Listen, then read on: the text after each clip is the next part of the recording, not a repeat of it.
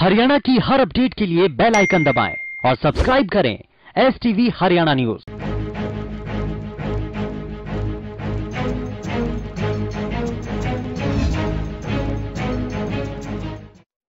नमस्कार, हरियाणा न्यूज में आपका स्वागत और मैं हूं आपके साथ सोनिया सतानीता। देश भर में कोरोना से संक्रमित मामलों की गिनती 8,000 को पार कर चुकी है। इस वायरस से 250 से ज्यादा लोगों की जान चली गई है, जबकि 750 से ज्यादा लोग इस बीमारी से जंग जीतकर अपने घर जा चुके हैं। बात अगर हरियाणा की करें तो यहां कोरोना संक्रमितों का आंकड़ा 181 पहुंच चुका है, जिसमें एक्टिव केस 149 हैं। अगले रविवार को 16 नए मामले सामने आए हैं। अब तक प्रदेश में 2 लोगों की मौत हो चुकी है और राहत की बात तो यह है कि 30 मरीज कोरोना की जंग फतेह कर चुके हैं और अपने घर जा चुके हैं। इन 30 मरीजों में से 8 मरीज रविवार को अपने घर जा चुके हैं, उनको छुट्टी दे दी गई है। ये कोरोना को लेकर और भी ज्यादा जानकारी हासिल करते हैं और हमारे साथ पैनल पर एक्सपर्ट जुड़ते हैं और उन एक्सपर्ट्स के जरिए हम तमाम दर्शकों को बताते हैं कि किस तरीके से कोरोना वायरस के संक्रमण से वो बचाव कर सकते हैं, खुद का और अपने परिवार का भी। ये इस वक्त जरूरी हो जाता है कि जब आंकड़े लगातार बढ़ रहे हैं और ये आंकड़े जिस हिसाब से बढ़ रहे हैं, जिस तरह से बढ़ रहे हैं, ऐसे में जरूरी हो जाता कि हम एहतियातन तौर पर सरकार की ओर से जितने भी निर्देश जारी किए गए हैं उनका पालन करें और हम अपनी भी सावधानी बरतें, चाहे वो बार बार हाथों को धोने की सावधानी हो, सैनिटाइजर इस्तेमाल करने की सावधानी हो, मास्क लगाने की सावधानी हो। अच्छा पौष्टिक आहार खाने से जो है अपना इम्यूनिटी सिस्टम तो बढ़ता ही है, लेकिन इस वक्त जितनी बाहरी सावधानियां हमें बरतनी है उतनी ही सावधानियां हमें हमारे खान पान में भी बरतनी है। क्या हमें इस वक्त खाना चाहिए, क्या नहीं खाना चाहिए, अगर हम बाहर से आ रहे हैं तो क्या क्या सावधानियां बरतनी चाहिए। तो फिलहाल कोरोना वायरस की इस जंग को जीतने का एक ही रास्ता है और वो ये रास्ता है कि हम अपने घर पर रहें, तमाम सावधानी बरतें जो सरकार की ओर से भी बताई गई हैं और जो लगातार हमारे साथ पैनल पर एक्सपर्ट जुड़ते हैं जो वो भी बता रहे हैं। तो हमारे साथ हर रोज इसी वक्त चर्चा होती है, उस चर्चा में शामिल होते हैं हेल्थ एक्सपर्ट और जो बताते हैं कि किस तरह से आप कोरोना वायरस के संक्रमण से खुद का भी बचाव कर सकते हो। और देखिए हरियाणा में लगातार मामले बढ़ रहे हैं। अगर रविवार का ही जिक्र करें तो देखिए 16 मामले नए आए हैं। उन 16 मामलों का अगर हम जिक्र करें तो वो मामले शहरी क्षेत्रों से आए हैं। अब देखिए कि ये मामले अगर गांव देहात में दस्तक देते हैं, अगर कोरोना वायरस का संक्रमण गांव देहात में फैलता तो आप देखिए स्थिति कितनी भयावह होगी। और चिकित्सा सुविधाओं का भी अगर जिक्र करें तो अर्थव्यवस्था के हिसाब से सुविधाएं सरकार की ओर से मुहैया करवाई तो जा रही हैं, लेकिन फिर भी लोगों का कहना है कि जो किसान हैं उनको जो जो सावधानियां बरतनी है फसल काटने के चलते या फिर बाहर रहने के चलते, वो तमाम सावधानियां अपना तो रहे हैं, लेकिन फिर भी उनके भीतर डर है कि कहीं कोरोना वायरस से वो संक्रमित ना हो जाए। गांव वालों ने ठीकरी पहरा देना भी शुरू कर दिया है और ये जरूरी भी हो जाता कि हम गांव से किसी को आने ना दें और गांव में किसी को जाने ना दें। तो हमारे साथ लगातार पैनल पर एक्सपर्ट जुड़ते हैं। मुखातिब करा देती हूं आज हमारे एक्सपर्ट कौन कौन हैं। डॉक्टर परमेश्वर अरोड़ा हमारे साथ है जो कि MD आयुर्वेदा है। डॉक्टर राहुल भार्गव हमारे साथ है, हेमाटोलॉजिस्ट हैं। और इसी के साथ डॉक्टर स्वाति माहेश्वरी भी हमारे साथ हैं जो कि लाइव जुड़ी हुई हैं, वो भी हेल्थ एक्सपर्ट हैं। डॉक्टर अजय गुप्ता अध्यक्ष हैं NETB IMA हरियाणा। तो हम चर्चा करते हैं और जानते हैं कि किस तरह से आप कोरोना वायरस के संक्रमण से खुद का बचाव कर सकते हैं, अपने परिवार का बचाव कर सकते हैं। चर्चा की शुरुआत करते हैं डॉक्टर राहुल भार्गव आपसे। फिलहाल जो आंकड़े आ रहे हैं, प्रदेश के आंकड़ों का अगर हम यहां पर जिक्र करें तो आंकड़े लगातार बढ़ रहे हैं। क्या कारण माना जाए? चिकित्सा सुविधाएं जितनी अभी मुहैया करवाई जा रही, क्या उनको बढ़ाने की जरूरत है फिलहाल? तो देखिए, एक बात तो ये बात जानना जरूरी है कि अब पहला लॉकडाउन खत्म होने को आ रहा है। इससे बहुत सारी चीजें सीखने के लिए जरूरी हैं। जो हम फ्लैटन द कर्व और जो पहला लॉकडाउन का इंथुजियाज्म था और हमने जो उसमें गलतियां करी, शायद कहीं ना कहीं हम उसका हर्जाना भुगत रहे हैं, जिसकी वजह से नंबर्स बढ़ते हुए दिख रहे हैं। अभी भी पर समस्या बहुत ज्यादा विशालकाय रूप नहीं लिया है। अब आपको जरूरत है इस बार जो सरकार आपको बोल रही है कि लॉकडाउन में घर में रहें, सोशल डिस्टेंसिंग करें, मास्क 24 घंटे पहने, जब भी आप बाहर निकले मास्क अपने साथ लेके जाएं। घर में जो कैंसर पेशेंट हैं या बुजुर्ग लोग हैं वो घर में मास्क पहन के रखें और हैंड हाइजीन या हैंड वॉशिंग जो कह रहे हैं उसका पालन करें, तभी हम इसको कर्व को रोक पाएंगे। देखिए, आप बहुत सारी चीजें आपको अमेरिका के मॉडल से, इटली के मॉडल से और साउथ कोरिया के मॉडल से समझना जरूरी है। आज पहले बार इतने दिनों में अमेरिकन डेटा आया। 2 चीजें बहुत इंटरेस्टिंग है। आपको दर्शकों को समझना जरूरी है कि इससे पहले जो आ रहा था, फॉसी और प्रेसिडेंट ट्रंप ये कह रहे थे कि अगर इसी प्रकार से चलता रहा तो 1 से 2 लाख लोगों की जान जाएगी। आज उन्होंने उस फिगर को, नंबर्स को देखते हुए 60,000 पे ले आए हैं। तो ये देखिए, एक बात उनको भी पता चलने लगी है कि कर्व उनका नीचे की तरफ जाना स्टार्ट हो गया, क्योंकि न्यूयॉर्क वगैरह में नए केसेस आने कम हुए हैं किसी ना किसी तरीके से। पर किस चीज से फायदा मिला उनको? जब उन्होंने मार्च के महीने में लोगों को रिक्वेस्ट करी कि सोशल डिस्टेंसिंग करनी चाहिए, तब उनके भी लोग पार्टी मना रहे थे, मियामी में बीच पे घूम रहे थे, टेक्सास में घूम रहे थे। क्या हुआ? 20,000 से ज्यादा लोगों की आज हालत ऐसी आ गई है कि वर्ल्ड विश्व में सबसे ज्यादा जान गंवाने वाले लोगों में से जो कोई है वो अमेरिका बन चुका है। इसका मतलब ज्यादा जाने जा चुकी हैं, उनकी 20,000 जाने जा चुकी हैं। और उसके बाद इटली का नंबर है जिसमें 19,000 लोगों की मृत्यु हो चुकी है। तो क्या चीज काम आई एक सोशल डिस्टेंसिंग। जब अप्रैल का महीना आया, 10 दिन पहले उन्होंने कहा कंप्लीट लॉकडाउन, मतलब लॉकडाउन, कोई घर से बाहर नहीं निकलेगा, पहरा मार चलेगा, घर में लोग बैठेंगे, क्योंकि तभी ये लोग उसको कर्व को फ्लैट कर पा रहे हैं। देखिए, यह जानना सबसे जरूरी है कि जब सोशल डिस्टेंसिंग एक बात होती है, दूसरा जरूरी है कि लॉकडाउन का पालन करना, तन मन धन से लॉकडाउन का पालन करना रिलीजियस तरीके से। तो यह जानना सबसे ज्यादा आवश्यक है। जो दूसरा लॉकडाउन आ रहा है या जो जिस चीज के लिए हम ब्रेस हैं, उसके लिए हमको करना आवश्यक है। नहीं तो आप भयानक समा नहीं जान सकते कि क्या हालत आएगी। कि एक ग्रेवयार्ड दिखाया गया जिसपे सिर्फ लावारिस लाशें न्यूयॉर्क में दफनाई जाती थी, आज उसका वीडियो दिखाया गया तो रूंगटे खड़े हो गए कि हजारों की मात्रा में कॉफिन्स जो थे, कॉफिन्स को वहां दफनाया जा रहा था, ना उनके परिजन थे ना कोई था। तो ये आपको जानना सबसे ज्यादा आवश्यक है और दूसरे देशों से जानना आवश्यक है कि ये कोरोना वायरस इतनी जल्दी नहीं जाने वाला है। इसके लिए आपकी तपस्या बहुत ज्यादा आवश्यक है। और दूसरी चीज ये समझिए, वुहान में 76 दिन के बाद लॉकडाउन से लोग बाहर आए हैं। तो वो कहते हैं कि साथ के पड़ोसी के बच्चे जो 2-2 साल के बच्चे थे, उनकी भी शक्ल उन्होंने बालकनी में नहीं देखी। इतना स्ट्रिक्ट लॉकडाउन था, तब 76 दिन बाद वुहान बाहर आया। क्या हमारे में उतने स्ट्रिक्ट लागू करने की क्षमता है? क्या हम उतने डिसिप्लिन्ड हैं? क्या हमारे पास इतना संसाधन है कि हम सारे लोगों को टेस्ट कर पाए? इस बात को सोचिए। ये मत सोचिए कि मैं हरियाणा में हूं, दूध दही पनीर खाता हूं तो मुझको नहीं होगा। ये किसी को भी हो सकता है। और मास्क, प्लीज मास्क पहनिए। सरकार निवेदन कर रही है, लोगों ने दिखा दिया है कि मास्क पहनने से ट्रांसमिशन कम होता है। इसी बीच doctor Swati Maheshwari health expert हैं, लाइव हमारे साथ जुड़ गई हैं। डॉक्टर अजय गुप्ता, अध्यक्ष NETBIMA हरियाणा, वो भी हमारे साथ जुड़ गए हैं। चर्चा में स्वागत है आप दोनों का। डॉक्टर स्वाति माहेश्वरी, जिक्र हम बार बार कर रहे हैं, संक्रमण के मामले लगातार बढ़ रहे हैं। इसी बीच महिलाओं को क्या क्या सावधानियां बरतने की आवश्यकता, बात अगर खासतौर पर गर्भवती महिलाओं की करें तो?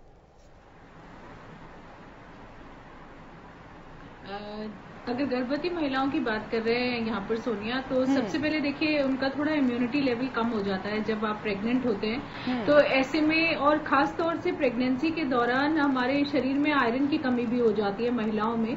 तो ऐसे में उनको इस तरह की डाइट लेनी चाहिए जिससे कि उन्हें आयरन अच्छी मात्रा में मिले। और उसके लिए वो हरी पत्तेदार सब्जियां, अनार, सेब, अमरूद, गुड़, रागी, साबुत दालें, इन सब चीजों से अच्छी मात्रा में आयरन मिलता है। तो इन सब चीजों का सेवन करें। साथ में अगर हम विटामिन C युक्त सब्जी और फल लें तो उनसे आयरन एब्जॉर्प्शन भी अच्छा होता है।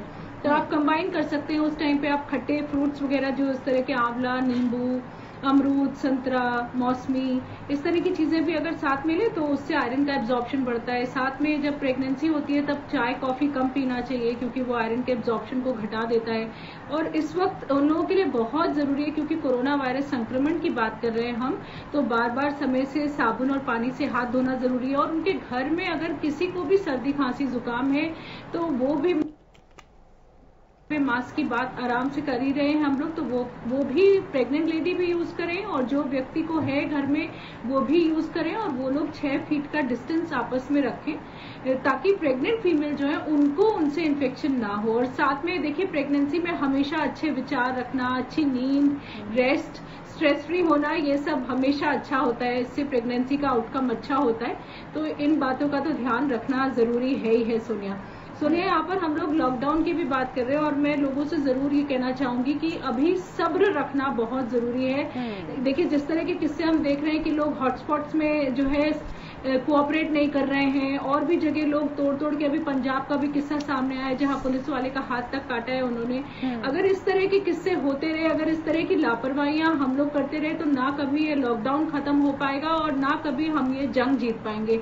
इसलिए लोगों को बहुत जरूरी है इस वक्त ये समझना कि उनका कोऑपरेशन ही सबसे, जितना ज्यादा हम लोग कोऑपरेट करेंगे, जितना ज्यादा हम अपनी जिम्मेदारी को समझेंगे, उतना आसान होगा। देखिए, अभी डॉक्टर राहुल भी अमेरिका की स्टडीज की बात कर रहे थे और अमेरिका से ही स्टडी आई है। उन्होंने देखा है कि उनका जो मेन इंस्टीट्यूट है information for health matrix and evaluation, उन्होंने बोला है कि जो मैसाचुसेट्स है वहां पर उन्होंने केवल स्कूल बंद किए हैं और ऑफिस बंद किए और लोगों को ये नहीं बोला है, उन्होंने सिर्फ एडवाइजरी दी है कि आप घर से ना निकले, लेकिन उन्होंने जबरदस्ती नहीं करी है, वहां पर अभी एनफोर्स नहीं किया है। तो उनकी खुद स्टडी का कहना है कि मैसाचुसेट्स में 4 अगस्त तक पीक आ जाएगी और न्यूयॉर्क जैसी हालत हो जाएगी।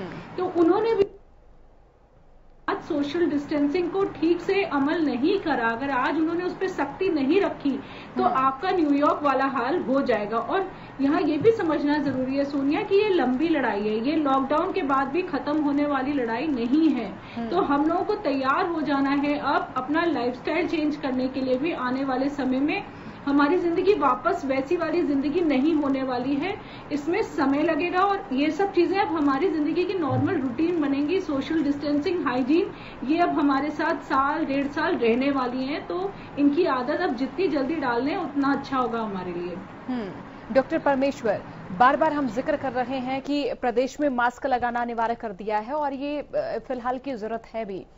किन उम्र के लोगों को कौन कौन सा मास्क इस्तेमाल करना चाहिए? देखिए, मास्क को लेके बहुत क्लैरिटी तो अभी तक नहीं है, लेकिन हाँ, जो नॉर्मल सर्जिकल मास्क होता है वो आप लगाइए। और तो और जो होममेड मास्क आज रिकमेंड किए जा रहे हैं कि आप कम से कम रुमाल बांधिए, लेकिन रुमाल भी ऐसा हो जो आपका खुद का हो और आप रोज उसको धोएं, हो सके तो दिन में 2 बार आप जो है रुमाल चेंज करें। तो आप किसी भी तरह से देखिए, मोटा मोटा बात यह है कि आपने फिजिकल डिस्टेंसिंग मेंटेन करनी है, सो दैट दूसरा आदमी जो है आपके मुंह पे चढ़ के छींक ना रहा हो, खांस ना रहा हो, यहां तक कि बहुत पास आके बात करने से भी ये वायरस जो है एक दूसरे में ट्रांसमिट होता है। तो इसलिए अभी तो एज ऑन नाउ, तो जब तक जो है बहुत स्पेसिफिकली ये नहीं आया था कि N95 कितना सेफ है और सर्जिकल मास्क कितना सेफ है, और ये तो मुझे ऐसा लगता है कि आप जो है अभी अपने को कवर करके रखें, लेकिन मोटे मोटे तौर पे N95 is suppose to be better option. वो डॉक्टर राहुल शायद कुछ बोलना चाह रहे हैं, लेकिन मैं यहाँ पे एक बात और जोड़ना चाहूंगा कि 2 बातें तो अभी डॉक्टर राहुल, डॉक्टर स्वाति ने बहुत अच्छे से बोली और इसमें कोई डाउट नहीं है कि फिजिकल डिस्टेंसिंग और सेकंड जो हाइजीन है वो हमारे बहुत इंपॉर्टेंट फैक्टर है और की फैक्टर्स हैं। ये दोनों चीजें तो हमको करना ही करना है और आज नहीं, ये हमें कुछ महीनों तक करना पड़ेगा। लेकिन जैसे डॉक्टर स्वाति ने कहा कि हमें तैयारी करनी है आगे के लिए, ये जो हमारी लड़ाई है, जंग, ये कुछ दिनों की नहीं बल्कि कुछ महीने, हो सकता है कि साल भर तक भी खिंच जाए। तो मुझे ऐसा लगता है जो हमने in general immunity point of view से जो हम सोच रहे हैं, तो उसमें जो चाइना का मॉडल है कि चाइना में भी देखिए कम्युनिटी स्प्रेड हुआ, लेकिन वहां पे मोर्टेलिटी इतनी हाई नहीं रही क्योंकि वो कोई भी कंट्री, ईरान का देखिए, ईरान में भी कम्युनिटी स्प्रेड हुआ लेकिन वहां भी मोर्टेलिटी कम रही। तो वो सारी कंट्रीज जिन्होंने मसाले अधिक यूज करते हैं, या हम कह सकते हैं मोटे मोटे तौर पे कोई भी कारण रहा हो, लेकिन इम्यूनिटी जिनकी अच्छी रही हो, तो वो कम अफेक्टेड हुए हैं। तो इसलिए आज से हमें तैयारी करनी है कि हमारी जो इम्यूनिटी है that will be the third की फैक्टर। डेफिनेटली देखिए, मैं बता रहा हूं कि हमारी फिजिकल डिस्टेंसिंग वो हम भी बोलते हैं, आयुर्वेद में भी बोलते हैं। नंबर 2 पे हम हाइजीन को भी बिल्कुल कंसिडर करेंगे, लेकिन नंबर 3 पे इम्यूनिटी को आज हम कंसिडर करना चाहिए, क्योंकि अगर हमने लंबे समय तक जाना है तो डेफिनेटली हम लॉकडाउन में नहीं रह सकते, हम आइसोलेशन में नहीं रह सकते, हम बहुत अधिक फिजिकल डिस्टेंसिंग भी देखिए कितना हम कर पाएंगे प्रैक्टिकली वो मालूम नहीं है। लेकिन इम्यूनिटी, क्योंकि हमारे पास डाटा है कि ये फेटल भी वहां पे हो रहा है जहां इम्यूनो कॉम्प्रोमाइज कंडीशंस हैं, जो कैंसर के पेशेंट्स हैं, एड्स के पेशेंट हैं, ट्यूबरकुलोसिस के पेशेंट हैं, या क्रिटिकली इल पेशेंट हैं, या बुजुर्ग हैं। यानी कि सीधा इशारा जा रहा है कि इम्यूनिटी अगर कम है तो इसकी घातकता अधिक है। तो मुझे लगता है कि इम्यूनिटी पे भी हमें बहुत अच्छे से ध्यान देना पड़ेगा। डॉक्टर राहुल कुछ कहना चाह रहे हैं? जी देखिए, जैसे हाथ कंगन को आरसी किया, जैसे अपन ने बात करी, मैंने वैसी मास्क लगा लिया। तो आपके दर्शकों को यह समझना जरूरी है कि ये मास्क आपके जीवन का पार्ट बन चुका है। जब सरकार ने इस बात को कह दिया कि गुरुग्राम और हरियाणा में मास्क लगाना जरूरी है, देखिए परमेश्वर जी ने भी लगा दिया, अब आप सबके मास्क भी निकल जाने चाहिए। हम तो डॉक्टर है इसलिए हमारे पास ये सर्जिकल मास्क है। तो जरूरी है कि सर्जिकल मास्क ही पहने, इस बात को समझना आप देखिए कितना आवश्यक है। 3 चीजें इसमें समझिए, मास्क पहनना आपका जीवन शैली बन जाएगा, आपके चरित्र में आ जाएगा, कैरेक्टर में आ जाएगा कि अगले 30 साल अगर आप जिएंगे तो आप देखिए मास्क पहन के, सोशल डिस्टेंसिंग करके और हाथ धोने की प्रक्रिया रख के आप अपना जीवन जिएंगे, क्योंकि इस पैंडेमिक ने हमारे को ऐसा सिखा दिया। दूसरी चीज, महाराष्ट्र, उड़ीसा के बाद गुरुग्राम और हरियाणा तीसरा ऐसा क्षेत्र हो गया जिसने मास्क पहनना कंपलसरी कर दिया है। आज हरियाणा में मास्क पहनना कंपलसरी हो, ये नहीं बोल रहे कि सर्जिकल मास्क पहनिए। जैसे डॉक्टर परमेश्वर ने कहा, बहुत अच्छी बात कही कि मास्क आपके घर का, देखिए डॉक्टर परमेश्वर धरती से जुड़े हुए हैं, वो आयुर्वेद के ज्ञानी हैं, वो अपनी संस्कृति को जानते हैं, तो वो बता सकते हैं आपको कि आपके घर का बना मास्क ही सबसे अच्छा है। जो आप अपना चादर होगी या आपकी टी शर्ट होगी या आपका बेड क्लॉथ होगा, उससे रुमाल होगा, उसको डबल लेयर बना के आप वॉश करके रोज उसको मास्क को यूज कर सकते हैं। क्योंकि लॉकडाउन लंबा चलेगा, हो सकता है लॉकडाउन खुलेगा भी तो फेज में खुलेगा, ये भी बात पक्की है, क्योंकि हम हर समय तक इंडस्ट्री को बंद करके नहीं रख सकते। तो इंडस्ट्री में जो लोग जाएंगे उनको मास्क पहना के काम होगा, तभी देश आगे बढ़ पाएगा। क्योंकि देखिए चाइना की इकॉनमी खुल चुकी है, अमेरिका ने अपनी इकॉनमी को पूरी तरह से शट नहीं किया। अब जरूरत है हमारे को भी एक सोचा समझे डायरेक्शन में चलने की, कि पहला महीना झटके का निकल जाए, उसके बाद इस वेव को बचाने के लिए 3 चीजें आपको अपने जीवन शैली में, कार्यशैली में लाना आवश्यक होगा।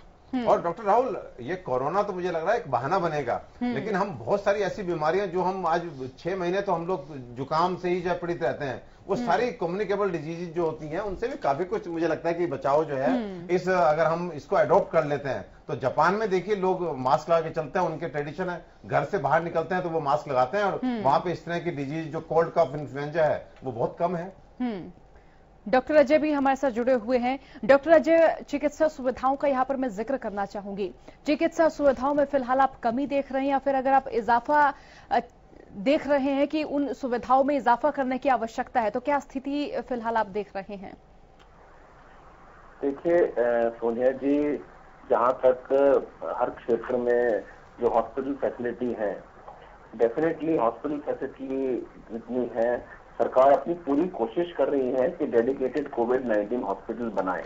कुछ हॉस्पिटल ऐसे हैं गुड़गांव में, दिल्ली में, अलग अलग क्षेत्र में, जिनको सरकार ने चाहा है कि वो डेडिकेटेड कोविड-19 हॉस्पिटल बना दिया जाए, ताकि उसमें सिर्फ कोविड पॉजिटिव पेशेंट का इलाज हो। देखिए वो एक अलग चीज है, और दूसरी एक चीज अलग है कि कुछ हॉस्पिटल ऐसे भी हैं जो कोविड-19 के प्रकोप में आ गए हैं, डॉक्टर्स और नर्सेज, और हॉस्पिटल्स बंद हो गए हैं, या फिर सैनिटाइजेशन करने के चक्कर में उनको टेम्परेरी रूप से बंद कर दिया गया है। कारण क्या है? कारण अलग अलग हो सकते हैं। पीपीई है, पर्सनल प्रोटेक्शन इक्विपमेंट है। डेफिनेटली डॉक्टर्स का ये व्यू पॉइंट था और पैरामेडिकल स्टाफ का कि इनकी शॉर्टेज है, और अभी भी इनकी शॉर्टेज है। हालांकि हम इस पे सरकार को दोषी नहीं ठहरा सकते, सरकार अपनी तरफ से पूरी कोशिश कर रही है, लेकिन हर वो डॉक्टर जो कोविड पेशेंट देख रहा है, या हमको नहीं पता कि कौन सा पेशेंट कोविड का हो सकता है, खांसी जुकाम का पेशेंट आता है, वो पीपीई पहनकर उनको उस पेशेंट को एग्जामिन करना ही है। ऐसे देखिए हमारे हिंदुस्तान में 2 डॉक्टर हैं, दोनों इंदौर से हैं, जिनकी मृत्यु हो चुकी है कोविड से। कितने डॉक्टर ऐसे हैं और पैरामेडिकल स्टाफ हैं जो अभी पॉजिटिव हैं? शायद आंकड़ा 100 के आसपास का है जो पैरामेडिकल और डॉक्टर मिलाकर हिंदुस्तान में जो पॉजिटिव है कोविड-19 से। बुखार हॉस्पिटल हमने सुना था बंद हो चुका है, गंगाराम में कितने डॉक्टर्स और पैरामेडिकल स्टाफ थे। और अब देखिए बहुत जरूरी है हमको 2 चीज का ध्यान रखना। एक तो ये है अपना पर्सनल प्रोटेक्शन, बहुत जरूरी है।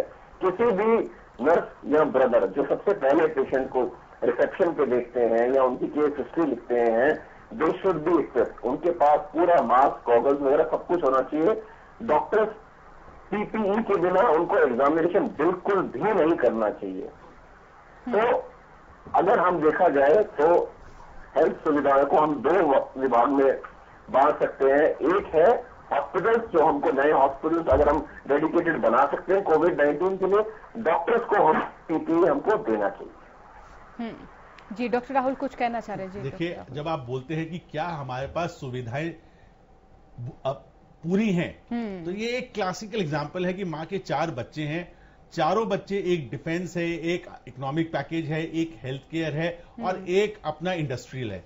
किसको कितना पैसा अलॉट होगा, यही चीजें देखना आवश्यक रहता है। देश में 1.6% जीडीपी का हम हेल्थ केयर पे खर्चा करते हैं। हमारी प्रॉब्लम कुछ अलग है, हमारे पास पैसा हम खर्चा करने के बाद भी उसमें लीकेजेस बहुत होती है। अब 50,000 वेंटिलेटर बन जाएंगे, तो क्या 50,000 वेंटिलेटर बनने के बाद उतना स्टाफ हमारे पास रहेगा कि हम उस वेंटिलेटर को चला पाए? तो किसी भी कीमत पे अगर हम सोचें 135 करोड़ लोगों के लिए एडिक्वेट क्या है, नॉर्मल चीज क्या है, ये डिफाइन करना नेक्स्ट टू इम्पॉसिबल है। अगर हम अमेरिका की बात करें, अमेरिका के न्यूयॉर्क सिटी में जो अस्पताल था 500 लोग आते थे, 5,000 लोग आ गए, तो ट्रंप जी ने कहा कि मैं 10 से 20,000 मास्क रोज लगते थे, 3 लाख मास्क लगने लगे, तो कहां से आएंगे? ये देखिए पैंडेमिक है जहां पे हजारों की तादाद में लोग 15 दिनों में आपके अस्पतालों पे आ रहे हैं। तो कोई भी अर्थव्यवस्था, कोई भी इकोनॉमिक सुपर पावर भी इसके लिए तैयार नहीं हो सकती, इसको एंटिसिपेट नहीं किया जा सकता। We are not at war. अब बहुत सारे लोग ये कहते हैं कि न्यूक्लियर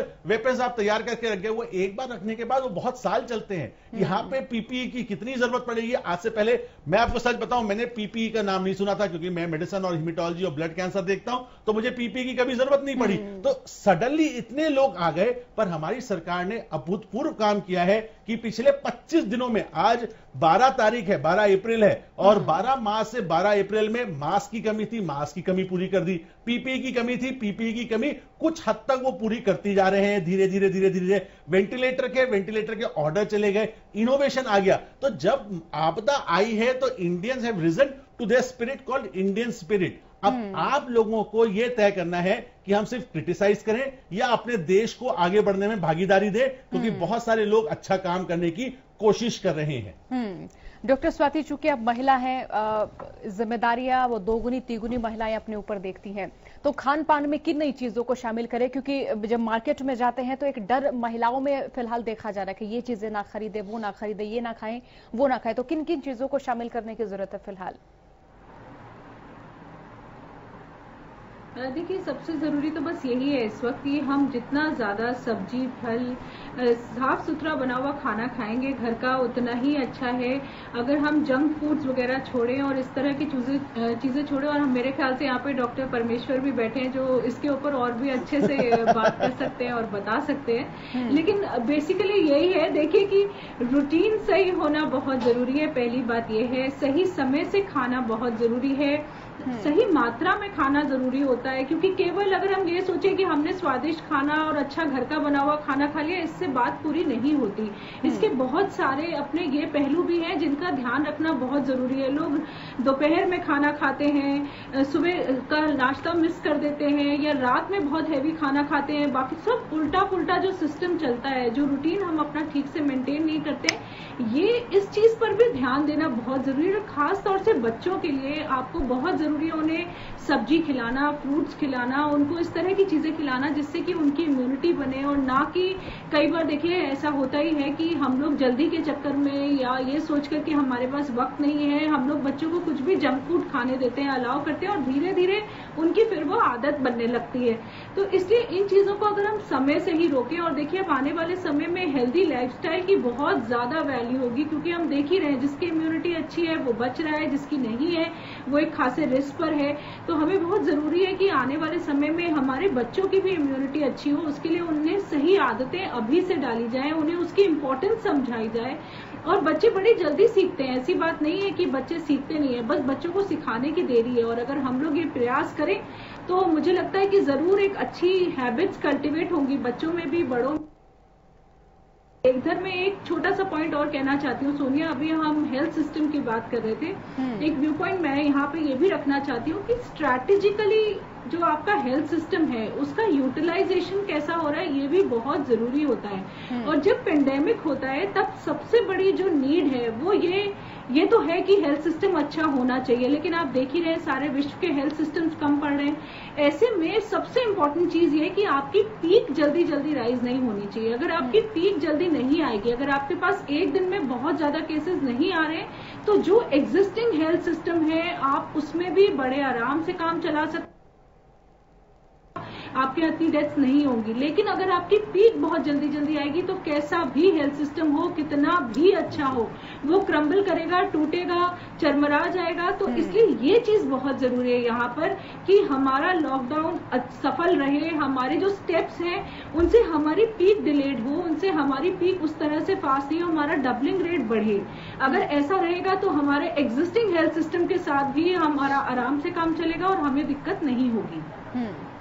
बिल्कुल। तो लगातार हम चर्चा कर रहे हैं कि फिलहाल स्थिति से किस तरीके से निपटा जा सकता है, क्या क्या नई चीजें आप खाने में भी शामिल कर सकते हैं और किस तरह से आप अपनी इम्यूनिटी सिस्टम को भी बढ़ा सकते हैं और जागरूकता आप किस तरह से अपने परिवार में, अपने समाज में ला सकते हैं। वक्त हो गया छोटे से ब्रेक का, फौरन लौटते हैं है और हम लगातार एक्सपर्ट्स के साथ चर्चा कर रहे हैं कि आप कोरोना वायरस के संक्रमण से किस तरह से खुद का बचाव कर सकते हैं, आप खुद सावधान रह सकते हैं और बल्कि अपने परिवार को भी आप सावधान रहने की तमाम जो बातें हैं वो बता भी सकते हैं और सिखा भी सकते हैं। डॉक्टर अजय, मेरा सवाल आपसे है कि हमने बड़ी करीबी से देखे कि स्वास्थ्य व्यवस्थाओं में फिलहाल कितना इजाफा करने की जरूरत महसूस हो रही, कितनी कमियां हैं।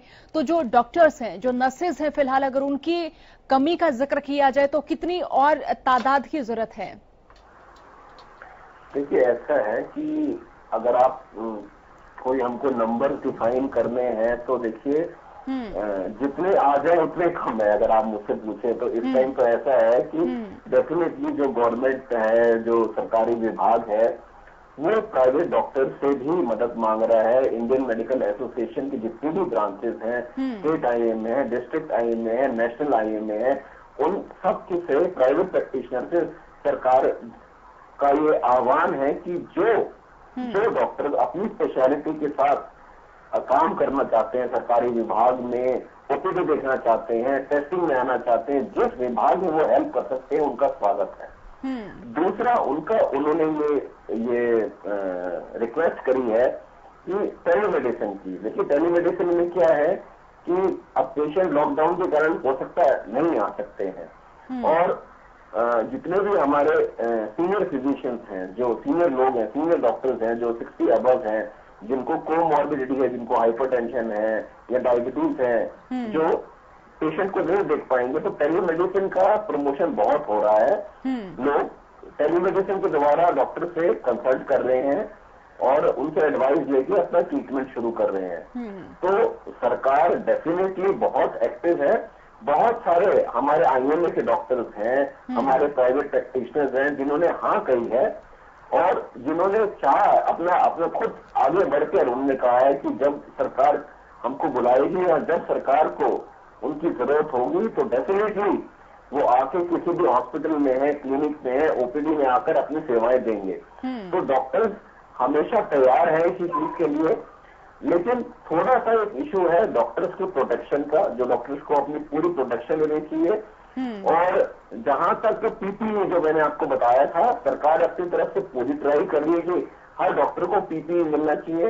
इवन मैं आपको ये बताऊं कि हमारी जो संस्था है, आईएमए की जो संस्था है, वो भी अपनी तरफ से हर मेंबर से फंड्स कलेक्ट कर रही है और वो फंड कलेक्ट करके वो पीपीई खरीद रही है और सरकारी विभाग में दे रही है।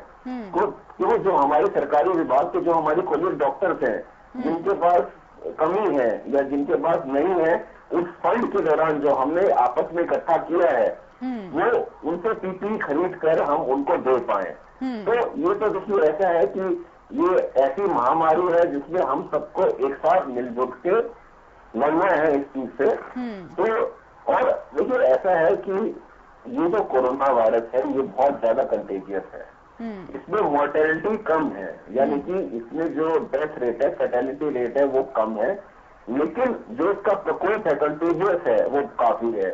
हेल्थ मिनिस्ट्री का आज जो एक डेटा रिलीज हुआ है, उन्होंने बोला है कि 80% लोग जो भारत में कोरोना से संक्रमण हुए हैं उनमें माइल्ड सिम्टम्स हैं, बहुत कम सिम्टम्स है, माइल्ड सिम्टम्स है, और 20% ऐसे पेशेंट्स हैं जिनको आईसीयू का सपोर्ट चाहिए। तो अभी वो पैनिक सिचुएशन ही नहीं आई है हिंदुस्तान के अंदर, क्योंकि अभी कम्युनिटी स्प्रेड स्टेज 3 जिसको हम बोलते हैं वो नहीं हुआ है।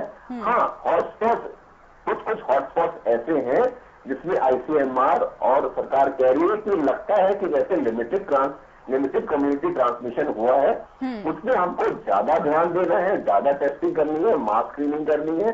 तो अभी ऐसा कोई चीज नहीं आई है कि हमको बहुत ज्यादा पैनिक की जरूरत है। लेकिन मुझे एक चीज जो आपके चैनल के माध्यम से आज बताना चाहता हूँ, जो बहुत अफसोस है कि सरकार की इतनी, केंद्र सरकार और राज्य सरकार, सभी राज्य सरकार और केंद्र सरकार की एफर्ट के बावजूद लॉकडाउन को जबरदस्ती ब्रेक करने की कोशिश की है। मैं आपको 4 इंसिडेंसेस गिनवा सकता हूँ। आज पटियाला का, जैसे डॉक्टर स्वाति महेश्वरी ने भी बोला है, बरेली में भी हुआ है, पटियाला में हुआ है, सिरसा में हुआ है और कल सूरत में हुआ है। सरकार, पुलिस कर्मियों पर ये क्या नाम है अटैक हुआ है, डॉक्टर्स पे अटैक होता है, पैरामेडिकल स्टाफ पे अटैक होता है। तो कहीं ना कहीं हमारे देश के लोगों को ये समझना होगा कि ये अभी जो लॉकडाउन है, अगर अभी हम ये लॉकडाउन का पालन कर लेते हैं तो आने वाले महीने हो सकता है हम इससे जल्दी निजात पा लें। डॉक्टर अजय सोशल डिस्टेंस, हाँ जी डॉक्टर अजय, एक चिकित्सक के लहजे से मैं पूछना चाहूंगी कि आप फिलहाल किन किन समस्याओं को देख रहे हैं? जो डॉक्टर्स हैं, जो नर्सेज हैं, वो किन किन समस्याओं से ग्रसित हो रहे हैं, कौन कौन सी प्रॉब्लम वो फेस कर रहे हैं? देखिए, ऐसा मुझे सबसे बड़ी चिंता ये है कि जो भी हमारे हॉस्पिटल्स हैं वो कोविड हॉस्पिटल्स ना बन जाए। मेरे को आज चिंता है अपने डॉक्टर्स की, हम लोगों की, हमारे पैरामेडिकल स्टाफ की, ताकि हम पेशेंट को, अगर हम स्वस्थ रह पाएंगे तभी हम पेशेंट को देख पाएंगे। बिल्कुल। अगर डॉक्टर्स और पैरामेडिकल स्टाफ ही कोविड के संक्रमण में आ गए और उनकी धीरे धीरे गिनती कम होनी शुरू हो जाएगी, तो ये अभी डॉक्टर और पैरामेडिकल स्टाफ ही हमारे सोल्जर्स हैं, अभी हम लोग भी सोल्जर्स हैं। आप देखिए, जो अगर हम लोग ही कोविड के चपेट में आ गए तो कोविड पेशेंट्स को कौन देखेगा? तो हमको अपना प्रोटेक्शन जरूर लेना है, पेशेंट्स को अपना प्रोटेक्शन लेना है, आम नागरिक को अपना प्रोटेक्शन लेना है, डॉक्टर्स की मदद करनी है उनको। अगर उनको कोई सिम्टम है, वो सिम्टम छुपाना नहीं है। अगर खांसी जुकाम है, जो भी उनको हिस्ट्री है उनकी, उनको बताना है, सब सच बताना है। सरकार की जिम्मेदारी है, सरकार कर रही है। कोई भी डॉक्टर ऐसा नहीं होना चाहिए जिनके पास अगर जरूरत है तो वो पीपीई उनको मिलना चाहिए, ये कोशिश होनी चाहिए। बिल्कुल। डॉक्टर राहुल, आप कुछ कहना चाह रहे हैं? जी, एक बात डॉक्टर अजय गुप्ता ने बहुत सही कही, पर लोगों को भी ये समझना जरूरी है कि इस विपदा की घड़ी में डॉक्टर और पेशेंट का जो ट्रस्ट कहीं ना कहीं इस देश में टूट गया था, ये एक मौका है उस ट्रस्ट को बिल्डअप करने का। आपको अपनी बीमारी को और कोरोना वायरस को जब आप समझेंगे तो आप समझ पाएंगे कि अगर आपके मन में इतना भय है तो जो फ्रंटलाइन वर्कर है, वो नर्स है, वो डॉक्टर है जो आपके मुंह से स्वैब ले रहा है, उसमें कितना भय होगा। फिर भी उस भय के साथ भी वो अपना काम कर रहा है, वो प्रोटेक्टिव गियर भी 100% नहीं बचाता है। तो ये बात भी समझना जरूरी है। और इस विपदा की घड़ी में जब बहुत सारे कैंसर के पेशेंट, डायलिसिस के पेशेंट इस समय जो अपनी सुविधाएं नहीं ले पा रहे, उसमें भी डॉक्टर अपनी जान को जोखिम में डाल के अस्पताल में आके आपकी मदद कर रहा है। तो ये इंसान को ये समझना जरूरी है कि जो रिश्ता है डॉक्टर और मरीज का, वो एक ट्रस्ट पे है, वो अटूट है, जो इस दुनिया में चला जा चुका था। शायद कोरोना उसको वापस बनाने में, सुलझाने में, ब्रिजिंग द गैप जिसे हम कहते हैं, उसमें काबिल होगा। डॉक्टर परमेश्वर, फिलहाल किन किन थेरेपीज की आवश्यकता महसूस की जा रही है चिकित्सा क्षेत्र में? देखिए, हम आयुर्वेद की बात सबसे पहले करेंगे। जो आयुर्वेद है उसका जब हम पहला चैप्टर पढ़ते हैं कि आयुर्वेद क्यों लिखा गया, तो वहां पर लिखा गया कि प्रयोजनम च अस्य स्वस्थस्य स्वास्थ्य रक्षणम आतुरस्य विकार प्रशमम च, यानी कि इस शास्त्र का पहला प्रयोजन है स्वस्थस्य स्वास्थ्य रक्षणम, स्वस्थ व्यक्ति के स्वास्थ्य की रक्षा कैसे की जाए। उसके बाद में आता है आतुरस्य विकार प्रशमम, यानी कि बीमार अगर कोई हो जाए तो उसकी बीमारी कैसे दूर की जाए। मुझे ऐसा लगता है कि हम वो सौभाग्यशाली देशवासी हैं, भारतवासी हैं, कि जहां पे आयुर्वेद के रूप में हमारे पास स्वस्थस्य स्वास्थ्य रक्षणम, स्वस्थ व्यक्ति के स्वास्थ्य की रक्षा का एक पूरा लिटरेचर जो अपने आप में बहुत ही संपूर्ण है, तथ्य वाला है और वैज्ञानिक है, वो हमें उपलब्ध है। तो लेकिन दुर्भाग्य से आज जो है हम लोग बैठ करके स्वस्थ स्वास्थ्य रक्षण की बात ही नहीं कर रहे। पूरा विश्व जो है रिसर्च कर रहा है दवाइयां बनाने पे, कि बीमारी हो गई, दवाई कैसे बने। इस पे काम नहीं हो रहा है कि आदमी बीमार ही ना पड़े। तो मुझे लगता है कि अब सबसे पहले वो समय आ चुका है कि हम आयुर्वेद के जो हमारी दिनचर्या है, जो रात्रिचर्या है, ऋतुचर्या का मतलब हर सीजन के हिसाब से, देखिए सीजन जब बदलता है तो हमारे शरीर की जो फिजियोलॉजी है, हमारे शरीर की जो वाइटलिटी है वो भी चेंज होती है। तो उस वाइटलिटी के अकॉर्डिंग हमारा खान पान कैसा हो, हमारी जीवन शैली कैसी हो, ये सब बड़े ही विस्तार से बताया गया। मैं यहाँ पे एक एग्जांपल आपको देना चाहूंगा कि दही है, दही को आज हम कभी भी खा लेते हैं, लेकिन हमारा शास्त्र बोलता है कि 3 ऋतुएं ऐसी हैं जहां पे दही जो है वो नुकसान पहुंचाती है। देखिए फिर मैं कह रहा हूं कि मैं जो भी कुछ बोल रहा हूं वो मैं आचार्य चरक की ग्रंथ से बोल रहा हूं, चरक संहिता से बोल रहा हूं कि चरक संहिता में कहा गया है कि शरद ग्रीष्म चापी वसंतेषु प्रायसो दधि घरितम, कि शरद ऋतु यानी कि हम बात करें ऑटम की, फिर ग्रीष्म मीन्स गर्मी में, और बसंत ऋतु यानी कि स्प्रिंग सीजन, इन 3 सीजन में जब हम सबसे अधिक दही खाते हैं तो हमारा शास्त्र लिखता है कि इन 3 सीजन में दही जो है प्राय नुकसान करती है। अब आप देखिए, दही को हम लोग अमूमन ठंडा समझते हैं और हमारा शास्त्र बोलता है कि दही उष्णम, दही गर्म है तासीर में।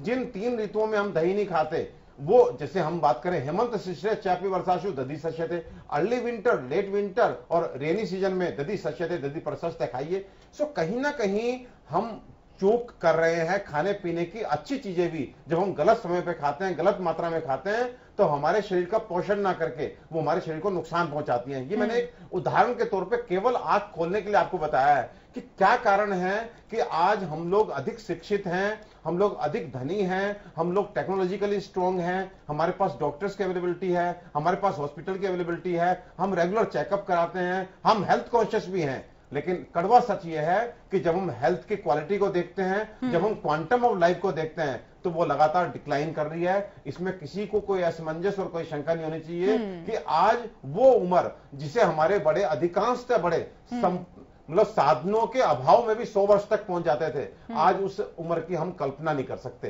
तो मुझे ऐसा लगता है कहीं ना कहीं हम अच्छी चीजें भी गलत समय पे गलत तरीके से खा रहे हैं, वो हमें अब फिर से सीखना पड़ेगा।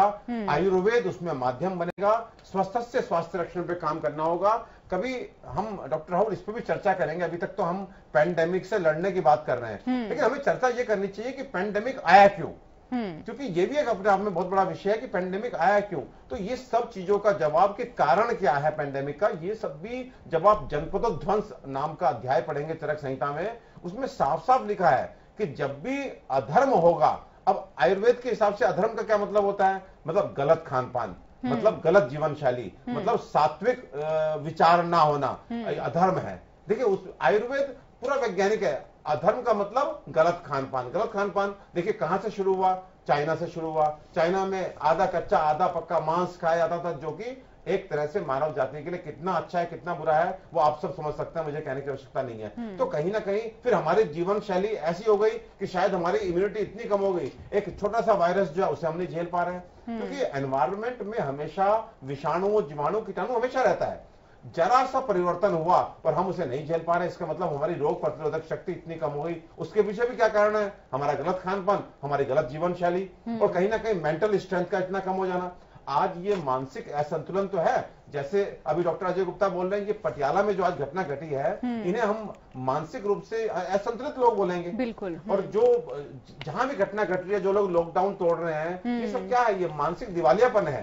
तो ये सीधे सीधे हमारा जो खान पान है, हमारी जीवन शैली है, ये कहीं ना कहीं अभी सही करने का समय आ गया है, और इसको हम सही करेंगे तो डेफिनेटली हम वातावरण में आने वाले किसी भी परिवर्तन को, चाहे वो किसी विषाणु की प्रेजेंस के पॉइंट ऑफ व्यू से हो, चाहे सर्दियों में अधिक सर्दी पड़ जाना, गर्मियों में अधिक गर्मी पड़ जाना, बरसात का अधिक हो जाना, ये सब परिवर्तन हम तभी सह पाएंगे, इवन स्ट्रेस को भी हम तब सह पाएंगे यदि हमारी रोग प्रतिरोधक क्षमता अच्छी होगी। और जिसके लिए पुनः दोहरा रहा हूं, हमारा खान पान और हमारी जीवन शैली जो शास्त्र सम्मत यानी कि अकॉर्डिंग टू आयुर्वेदा हमें करनी ही पड़ेगी। डॉक्टर स्वाति, अगर कोई महिला कोरोना वायरस से संक्रमित होती हैं तो उनमें इंटरनल प्रॉब्लम होने की कितनी संभावना है?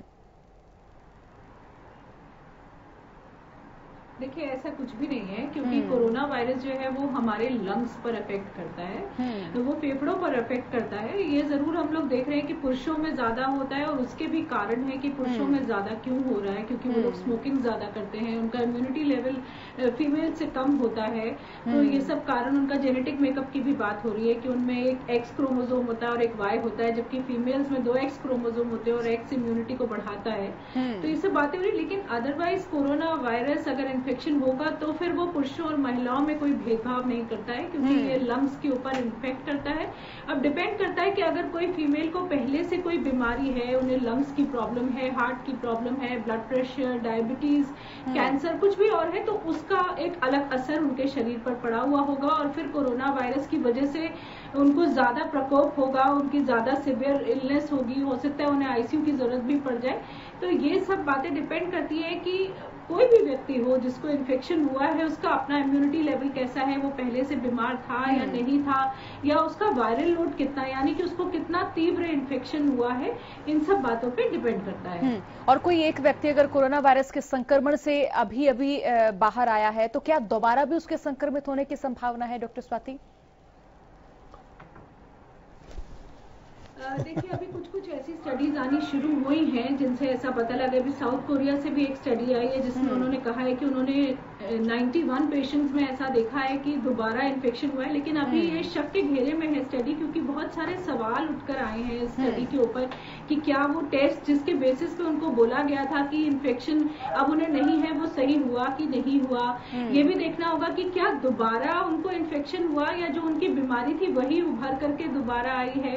ये भी देखना होगा कि कौन सा टेस्ट उनके साथ किया गया जिससे पता चला कि दोबारा इन्फेक्शन है। तो अभी बहुत सारी बातें ऐसी हैं, लेकिन ये जरूर समझना है सोनिया कि ये नया वायरस है और ये रोज रोज नए चैलेंजेस हमारे लिए थ्रो कर रहा है। बिल्कुल। तो इस तरह की अभी हम इसे जानते ही कितना है। देखिए, अगर तो 3.5 महीने इस वायरस को आए हुए हैं, अभी ना हमारे पास इतनी ज्यादा स्टडीज हैं और ना अभी हम लोग के पास उतना समय है कि हम लोग उन सब चीजों का आकलन कर पाए, उनके ऊपर बड़ी स्टडीज हो पाए, क्योंकि जब भी आप कोई इस तरह की बात बोलते हैं तो उसके लिए बड़ी स्टडीज चाहिए होती है। अभी हमारे पास सब बहुत छोटी छोटी स्टडीज हैं, लेकिन इन छोटी स्टडीज की भी बहुत वैल्यू है, क्योंकि ये कहीं ना कहीं आपको बहुत सारे इंसाइट्स देती हैं, आपको बहुत सारी ऐसी बातें बताती हैं जिनसे आपको सचेत होना जरूरी है या जिनकी तरफ आपका ध्यान जाना जरूरी है।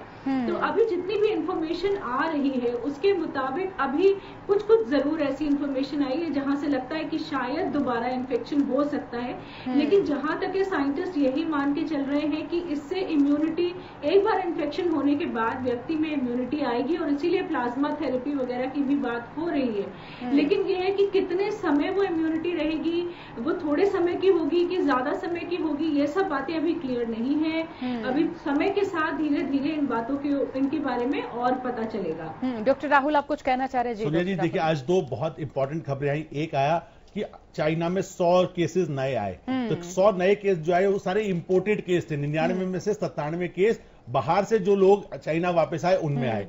दूसरी खबर, जो बड़ी खबर थी, कि कोरिया में 91 लोगों को टेस्ट पॉजिटिव आ गया।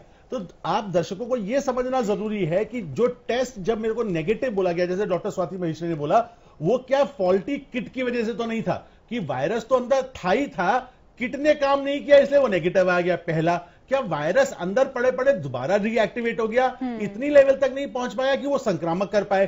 तीसरा, हम चिकन पॉक्स और सार्स को जानते हैं कि वायरस टूटने के बाद, खत्म होने के बाद भी उसके अंश कई बार ब्लड में घूमते रहते हैं, तो क्या पीसीआर ने उसको पकड़ लिया। और चौथी चीज, हम सार्स से ये जानते हैं कि वो री इन्फेक्शन उसी समय नहीं होता, कुछ दिन बाद जरूर होता है, क्योंकि इम्यूनिटी शॉर्ट लिव्ड होती है। तो ये 4 चीजों के मद्देनजर पूरा विश्व इस समय साइंटिस्ट इस बात को लेके हैरान है, चौकन्नित है कि ये कैसे री इन्फेक्शन, ये रीटेस्ट पॉजिटिव आ गए। क्या ये इंटरमिटेंट शेडिंग थी, इतनी लेवल की नहीं थी कि वो किसी को संक्रामक कर पाएगा। तो रिसर्च, हर रोज की नई रिसर्च आ रही है, हर रोज कोई ना कोई नया पेपर छप रहा है जो ये बता रहा है कि वायरस कैसे आगे प्रोग्रेस कर रहा है। और यही एक रिसर्च का ब्यूटी होती है कि वो बाउंड्रीज नहीं देखता, वो ओशंस नहीं देखता, वो समुद्र, वो पहाड़ नहीं देखता, वो अक्रॉस द बाउंड्रीज मिलके इंसानियत के नाते इंसान के लिए ऐसी चीजें बनाता है ताकि इंसान की जान ना जाए, भले वो अमेरिकन हो, हिंदुस्तानी हो या इटालियन हो।